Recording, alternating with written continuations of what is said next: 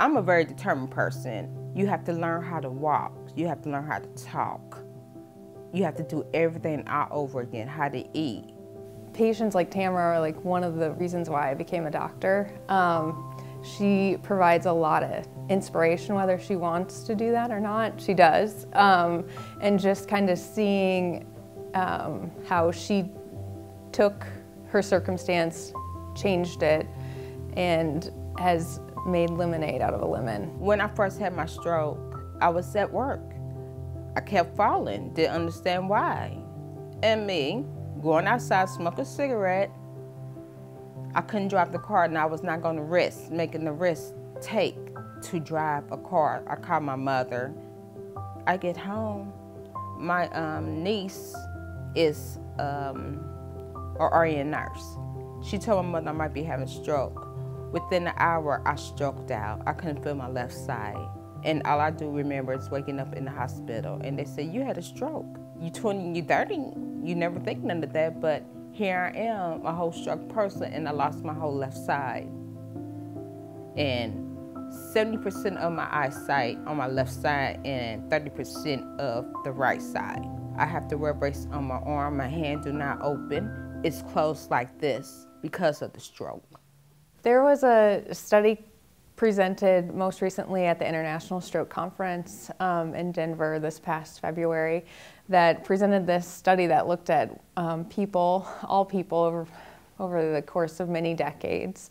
And it saw that Black women compared to white women and other people of different demographics had a much higher risk of stroke, especially when they had high blood pressure in their younger years. So in their 20s, 30s, 40s, had huge implications for them. Some modifiable risk factors are immobility, high blood pressure, smoking is a huge one. I have to ask myself, what part did I play? You know, due to diabetes, being overweight, and I did smoke cigarettes. I got to meet Tamara after she had had her stroke, and she had made huge life changes, and now I just get to follow her in clinic and cheer her on. The day that I had a stroke, I never had a cigarette in my life. So after that, I stopped. I had to look for future me, because here I am 50. If I would have thought about that in my 30s, maybe I wouldn't have been in a position that I'm in now. Young men and young women, Black, Latino, white, it don't make no difference. But think of future you. Don't think of now, but think of future you. You might think, I'm young, you know, I'm doing this, I'm doing that. Are you really? Are you going to your doctor? Are you getting checked? Are you making sure your blood pressure is okay? Are you getting some kind of exercise? I don't care if it's 5 or 10 minutes. The first thing you need to do is to get yourself a primary care doctor and to go ahead and make those yearly appointments with them. And if you need to be seen more often than a year, do that. I think the other thing is that it would be good to check your blood pressure every once in a while.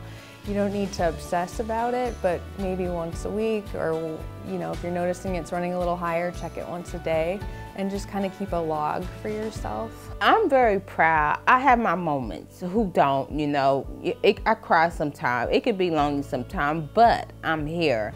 You know, I can't ask for a better team or the better doctors, you know, and methods. IU. I've been blessed with some good, very good doctors. I feel like I catch people at maybe some of their lower moments when they are really facing a disability they weren't anticipating having.